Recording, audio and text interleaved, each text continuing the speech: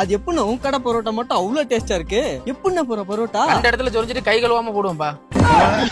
சரிண்ணே, ஒரு 4 பரோட்டா பார்சல் கட்டினேன். இதுக்கு தாண்டா நான் சொன்னேன் அன்னைக்கு உள்ள பரோட்டா தனித்தனியா வைக்கிறான். இந்த ஒரு நாள் பரோட்டா கேட்கறேன், எப்படி நான் கொடுப்பேன்?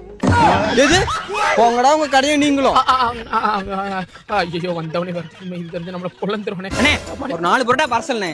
தம்பி அண்ணனுக்கு ஒரு 4 பரோட்டா அடி விடுறா. ஏன்டா அரை மணி நேரமா நான் நிக்கிறேன், நானே இருக்கேனா? ஆளே இல்ல கடையில அரை மணி நேரம் நிக்கிறேன், நீ இருக்கேன்டா. அவர் கட்டி கொடுத்துட்டு கட்டி விடுறா. அண்ணே அப்படியே அந்த 4 பரோட்டா கிரேவி மட்டும் கட்டித்தானே. தம்பி நான் 4 பரோட்டாக்கெல்லாம் கிரேவி எல்லாம் தர முடியாது, ஓடிடு போட. ஏங்க ஒரு 2 பரோட்டா பார்சல். பாப்பா அரை மணி நேரம் நிக்க, ஒரு 2 பரோட்டா கட்டி விடுறா.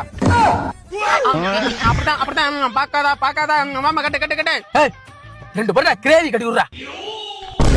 எப்படி பாக்குறான் பிள்ளைக்கு சிரிப்ப மாதிரி ஆயோ இதே மாதிரி தினமும் வாங்க.